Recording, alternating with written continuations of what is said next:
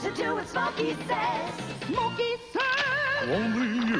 No, you don't play with matches. That's not cool. Tell mom and dad to break them, stop them. Yeah, that's the rule. And when your folks desire to build a fire, clear brush and branches away, and keep water nearby like you oughta. Did someone say otter? Only you can prevent forest fires. You don't have to like me. Or you can. You don't have to be my friend, but you might like me if you got to know me.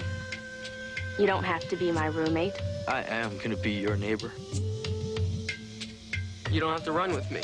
You really don't have to run away from me. You may not like what I have to say. But hear me. Hear me out. Man, wasn't all that different? I like good food. Good music. I love my mom. Yeah, I want to fall in love. Madly. I want a good job. I want my kids to live in a world Where they're safe and loved. And respected for who they are. You don't have to like me, but if you talk to me, You might. we can end prejudice if we talk to each other. Call. Tell us what you do. Together we can build one America.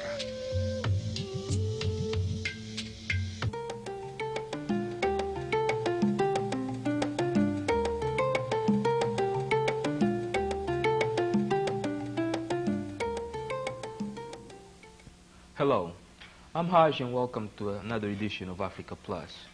On today's program we have a very special person with us, Brother Kemery Orandolph. Kemery Orandolph is one of the people, one of the leaders that leads by example. He basically has taken his vision and made it his mission.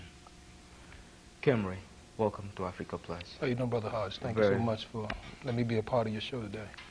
Thank you for being here. I mean, I feel blessed of actually being getting a chance to interview you because you even inspire me. Just every time I come here to DC studio, I mean, you really make me feel at home. The whole vibe that you put out, as much as you're willing to show me and as much as you're willing to teach me really about this entire industry, it definitely makes me feel welcome here. Thank you. And it's a blessing for me to actually get a chance to talk to you and to, you know, I guess through my view and through my eyes and present you to the rest of the world and most of our Afrika Plus viewers. I know that you go by KSO. KSO, yeah. Right. It's one of those names that people ask me all the time, what does it stand for? Is it a Right. business? Is it an organization? But Right. KSO is basically my initials. Okay. Growing up, I had one of those awkward names, Kemery Sean Orandolph. So it was one of those names where you grew up in the Southeast, where I grew up at, with a name like that, and you had to fence off the brothers that wanted to put you in a category with your name. Right. I had to go through that with that name, and then as a musician, I was very, very reluctant to let anybody use now introducing Kemery Sean Orandolph on the stage. Right. So I just shortened it up and just used my initials, KSO. Okay. And let's talk a little bit about the organizations that KSO is involved with. I mean, I'm serious, brother. You are a serious inspiration. I mean, you out there. Yeah. Growing. Still growing. By the light of the Lord, I'm still growing. Right, you know. right. But you are definitely an inspiration. Let's talk a little bit about some of the organizations that you have. I know you have KSO Productions. Okay, tell us a little bit about KSO Productions. KSO Productions has been my inner light. Right. KSO Productions is my DJ business, my organization where I teach young kids DJing skills. KSO Productions deals with talent. You know, we've done youth talent showcases from 1989 up to 1999, so we kind of put a hold on it because once I came into television production, I'm going to bring all of the showcases that we used to do on the outside into the television studio, and we're going to shoot it that way. But I mentor kids with vocals and singing. A lot of folks never seen me dance before, but I do dance. I've never been to the Alvin Ailey Dance Academy or anything like that, but I can put some steps together if young folks want to get some choreography done and things of that nature. So on the KSO production side, it's basically a musical entity that I started, you know, just by DJing. I've been DJing since actually I had my first record player when I was like 6 years old. They told me I used to tear them up. But until I got about 13 or 14, I really appreciated what DJing was all about and just having equipment and then not letting anyone touch it and tear up my equipment. So, and then from, let's say, 13 on up to where I am now, 37, I've just been collectively collecting music and presenting music and doing a lot of things under the KSO Productions logo. Okay. And now, what about the Brothers and Sisters United Incorporated? Brothers and Sisters United Incorporated. All of those really started in '89. They came together as one. It was Brothers United at first. My sister got on me about it. She said, well, what about the sisters we cook at the events? Right. We do a lot of things for you brothers. How we come as just Brothers United? So around that time, I'd say about midway through, we changed it to Brothers and Sisters United. And that deals with young kids that are dealing with parents that are on drugs or just young kids that are going through hard times in their lives where we can try to turn them around through mentoring programs, taking them on trips to King's Dominion, just doing different little things, school checks, you know, just a lot of different things that we can assist with the parents and stuff like that. Okay, that's pretty good. I mean, it's you know, like I said, I mean, you really have taken a vision and made it your mission. I mean, you've been doing this since you have put those two together since 1989, but you have actually been doing this?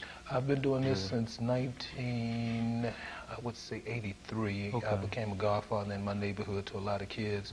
A lot of the sisters were having babies, and I said, oh, I'll be the godfather, not really knowing what a godfather was until they got 16 and 17. And you had to come up to the school and get in their chest, or come chasing them through the hall because you get a hall. He's in the hall today. Little things like that. A lot of the kids in my program, they can go back and say, oh, okay, I remember those days, and hopefully they're a little better for some of the things that I used to take upon myself to go out there and do. I just feel that in this community today, we have lost focus on our young folk. We have let them go astray. And I'm not going to blame it on the music. We can't just say BET is the cause or the root of the kids doing certain things. We have to sit back and evaluate ourselves. Are we doing what we need to do to uplift these kids? Are we showing them some things that will get them to the maturity stage? Are we sticking our hand out? I got a picture right now that I show the kids now and then with a brother sticking his hand out to his younger brother, and the hands have not reached yet, but it's a reaching thing, that you're reaching out to the young brothers where I mean, and I'm not saying there's not a lot of organizations that do that, but we need to come together as a full circle and start working with some of these young kids, especially the ones that's in your neighborhood that you can say, okay, there's nothing wrong with that child. I know his background, so why am I just sitting here watching him deteriorate before my eyes when I can just go out and help him out? You know? So that's one of those things that I take it hard to just try to reach the ones that I know that are reachable. You know? And it's really, really good because, I mean, you have the touch. You know, you really have the touch. I mean, you're one of those brothers that, and it's like, I mean, opposite to, you know, contrary to what you think of your name, the first time I heard your name, I thought your name was so cool. It's different. Yeah, your name is so cool. And it was, I mean, I really feel that you do have the touch of reaching and touching people. I mean, I really feel that it is a blessing that you have.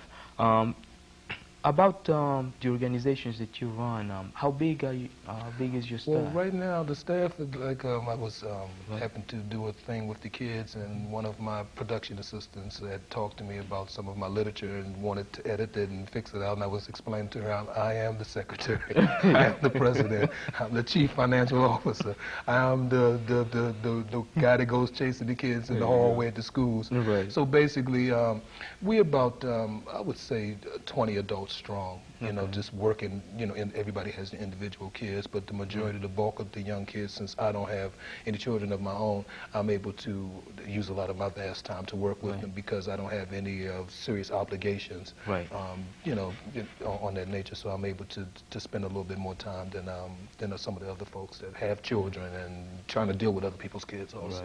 Right. And on the people that help you in your organization, I mean, what are you looking? I mean, do you normally take professionals, or do you just take anyone that you feel that has the talent or that touch? I mean, basically, what are the criteria that you look for on people? Well, right now, let's look for people that can work with children because, you know, some folks that do not have the, you know, I would say the mentality where they can. You know, if a kid talks back, just pull them to the side. What's wrong? What's going on with you today? Why I got to tell you sit down 20 times? It's basically like what teachers go through. They don't get paid anything, but they do a lot to try to create and shape young folks. You know, try to get them to the 12th grade and things of that nature. So it's the same thing. It's just on the outside. You try to do whatever you can do to mentally work with some of the kids so they don't get unstable, so they understand that they have to grow up and sooner or later be young men and young women without people having to pamper them all the time, because sooner or later the pampers come off and you have to go out to the real world and create your world. Your world will not be created from mommy and daddy. You have to create your own atmosphere to live in. You know, so. And that's one of the interesting things that I really find to be very good about your organization, because lately we as a society, we no longer care too much about our future.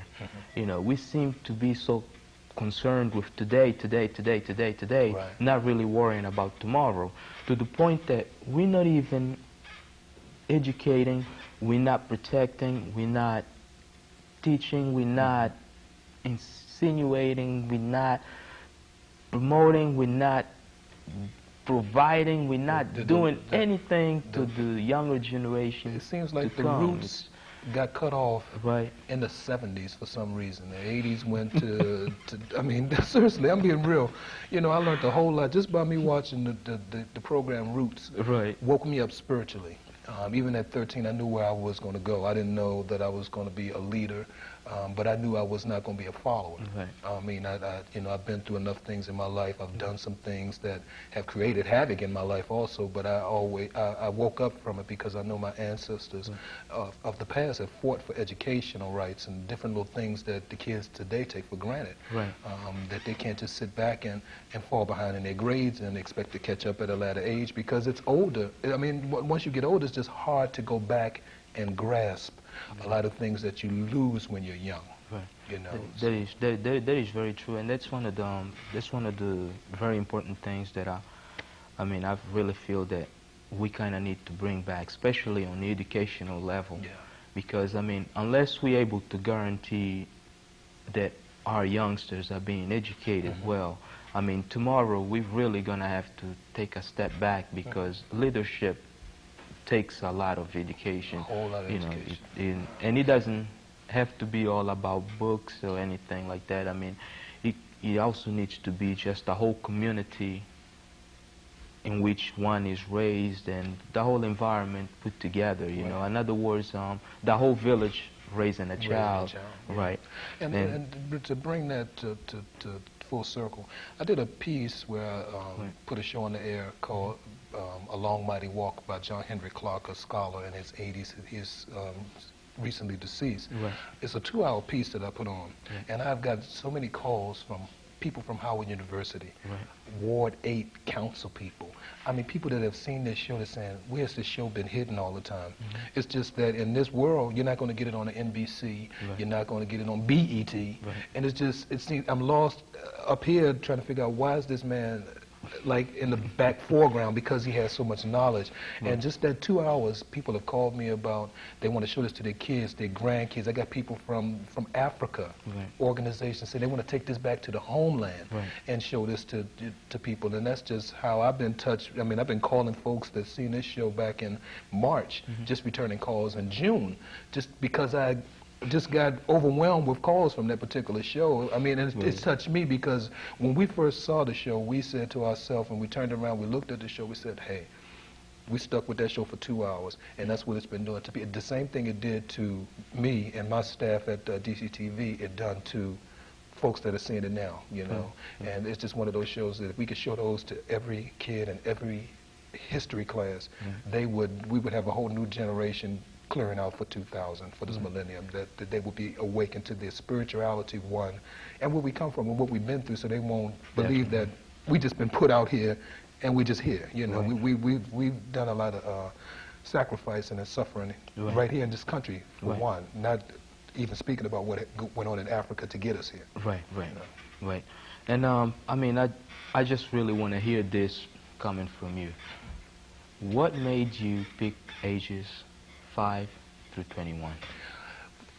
5 through 21, I believe that the earlier you get the young kids, I got kids that run camera, they're 9 years old. All you have to do is show them what to do. I have kids that, my little brother was 6 when he started on the turntables, reading the records, cueing the records, spinning the records, working the mixing board. So the more you give them at an early age, even at a later age, if you give them a lot, they can produce. The more we sit back and say, okay, well, he's just going to be that, and we leave it at that, then that's what they wind up turning out to be anyway. They wind up not being where their potential can lead them. Because especially if there's no father around. I did a show about fatherhood. I was looking for my father, because I've never seen my father a day in my life. And it's been a hurting thing at Father's Day when he comes around. It's just something deep inside me that I don't feel the spiritual connection to that day, because I've never been in anybody's shoes. They can say, I have a dad. And I tell these kids, if you got a father, reach out, because somewhere down the line there is some type of potential growth there. It might have expanded, or you know, it might have deteriorated for a while, but somewhere down the line you guys might need one another. And so I really do believe that that has a lot to do with growing up. Is you know, having a mother is good, but sometimes the mother and nurturing, you still need that balance. I think when God put us down here, he put mother and father for a reason. There's a balance there. And when you just have one, the balance is, you lose the balance. So I think that has a lot to do with where some of our kids are. All right. We're going to take a very quick break, and once we come back, we're going to continue our conversation with Brother Kimry Orendorff, KSO for short. So we'll be back in 2.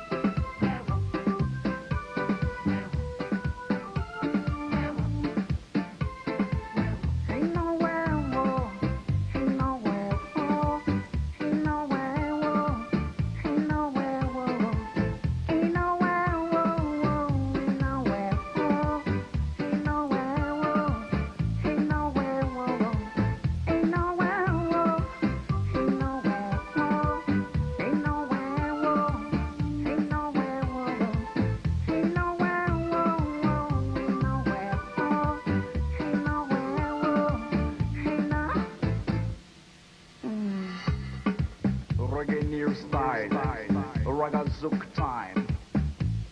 Oi. Brother J.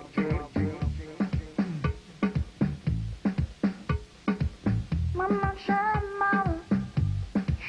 mal, maman j'ai mal, protège-moi, j'ai mal, n'oublie pas de me faire vacciner. Maman j'ai mal, maman j'ai mal, protège ton fils, j'ai mal, n'oublie pas de me faire vacciner.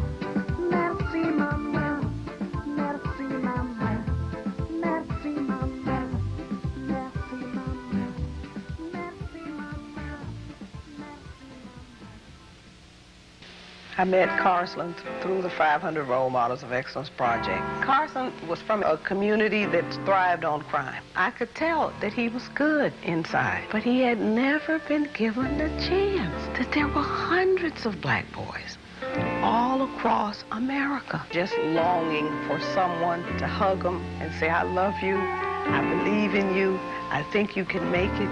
I came from where you came from. I, too, had humble beginnings. But look at me. I'm successful. It's just time. That's all they need is a little time. Someone that they can depend on, someone that they can call up on the phone. They don't want to live with you. They want to live home. But they need you. Children are not complicated. It's very simple. When a black man speaks, a black boy listens. And I have experienced it over and over again. It's just like magic, and it's all they want.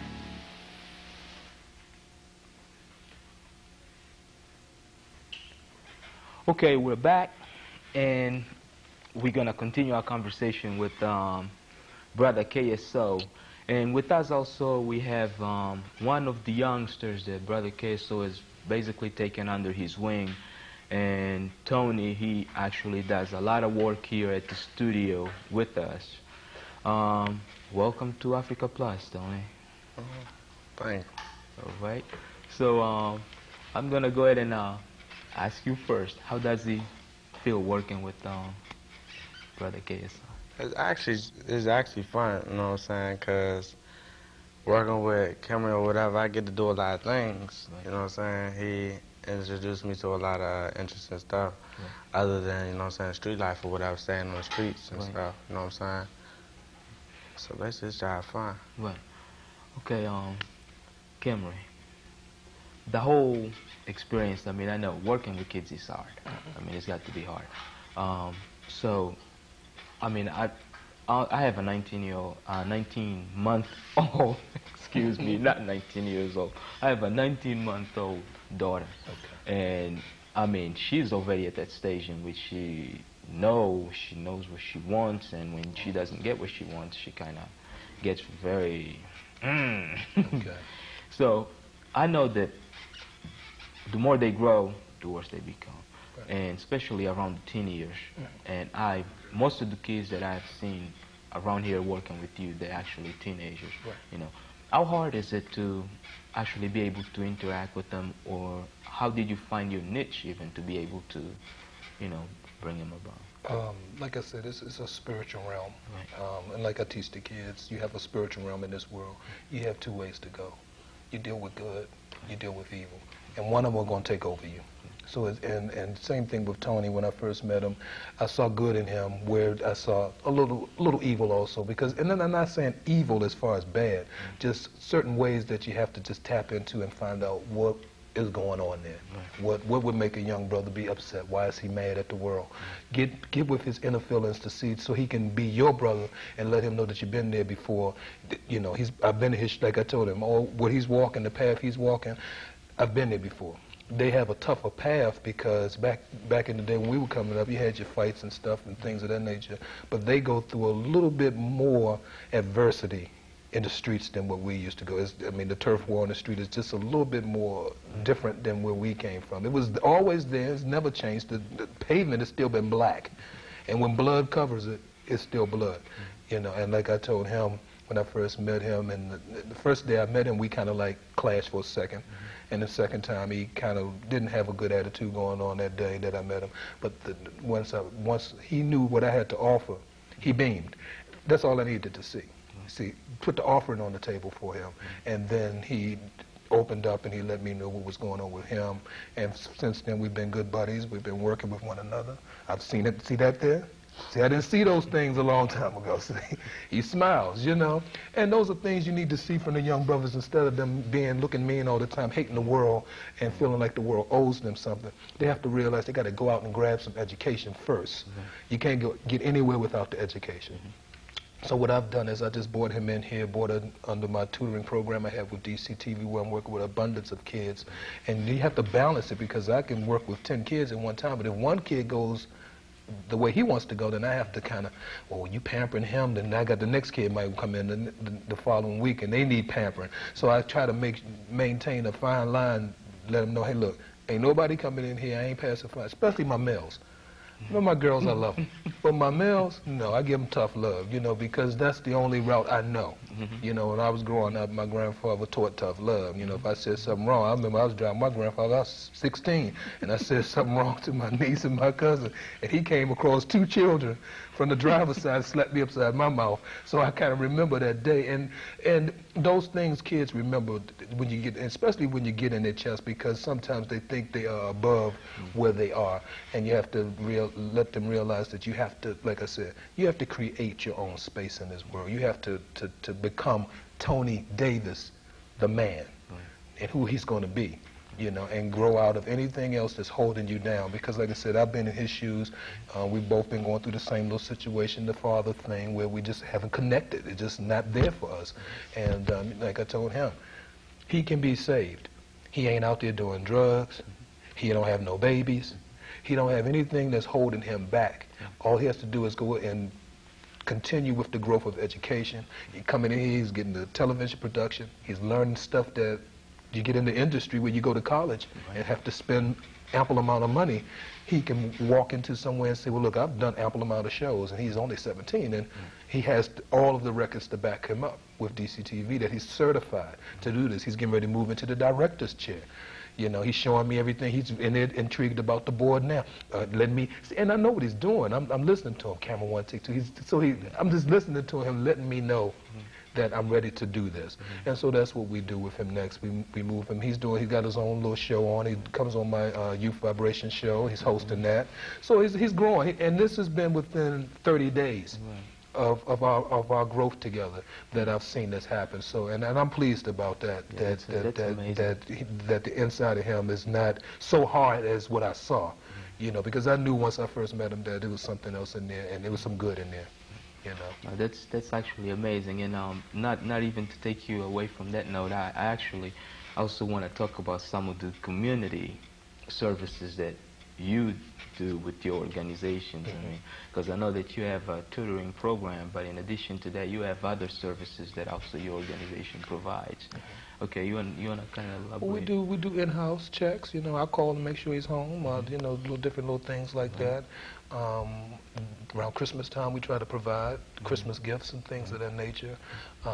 Like I said, especially with the school, and I help those, especially single mothers and mothers where the father's not around.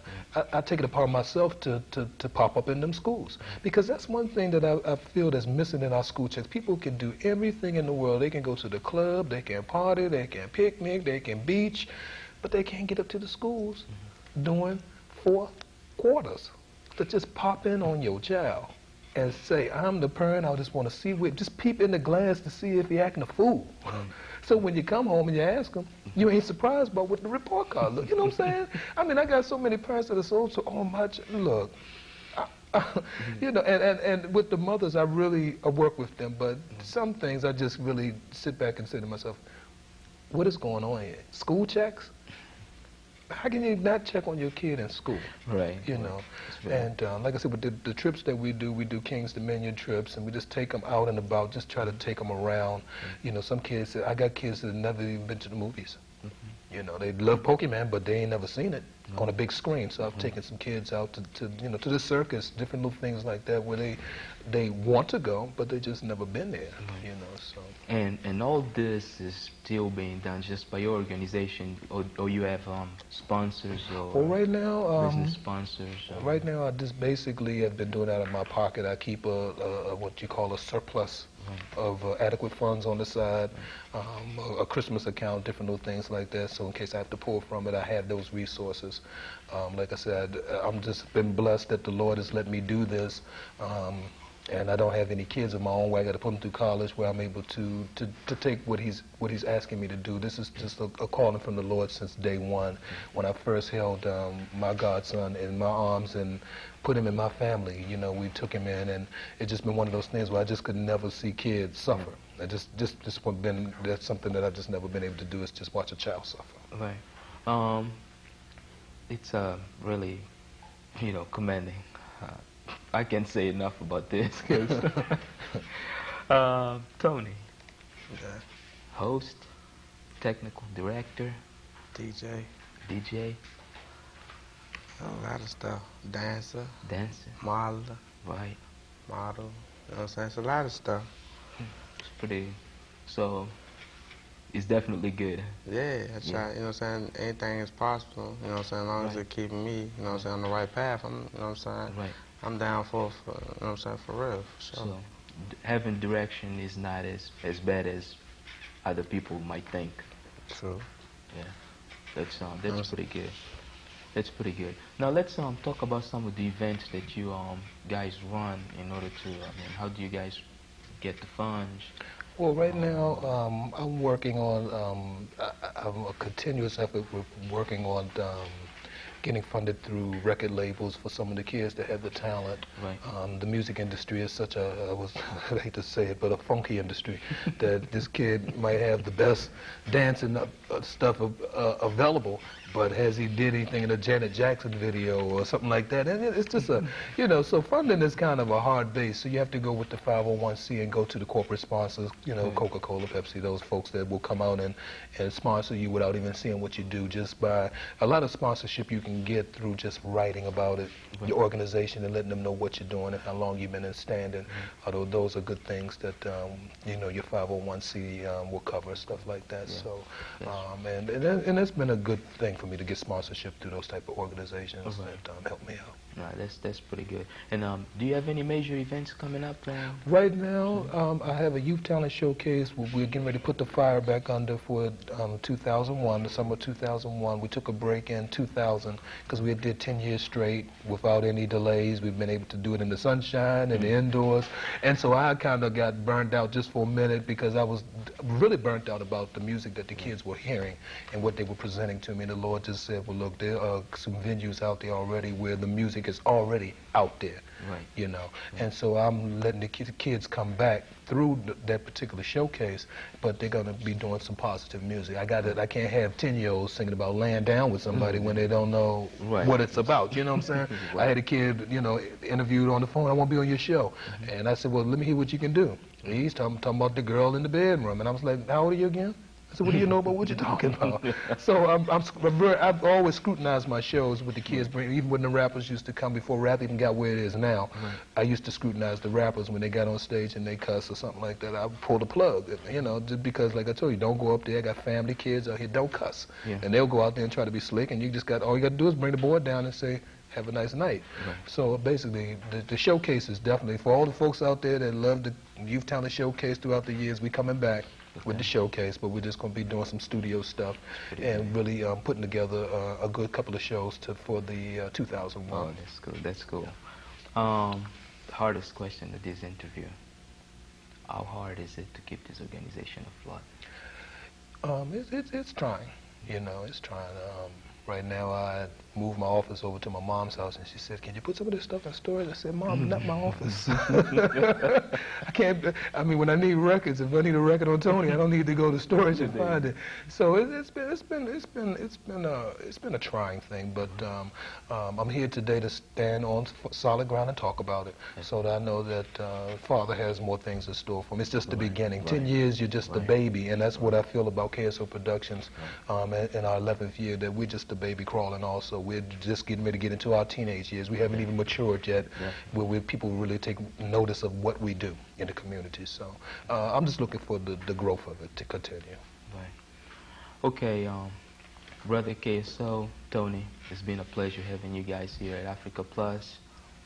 You know, for you guys, Afrika Plus viewers, for any additional information on either KSO Productions or Brothers and Sisters United Incorporated, you guys can actually contact Afrika Plus, and we'll be more than glad to provide you with the information necessary for any of their events or anything else that they might have going on. Now, to all of you fathers out there, parents, if you're not a parent, you just have nieces, nephews, or even the children of your neighbors, make sure that you keep them protected. Do not neglect them, because they are our future. And until next time, be blessed and peace.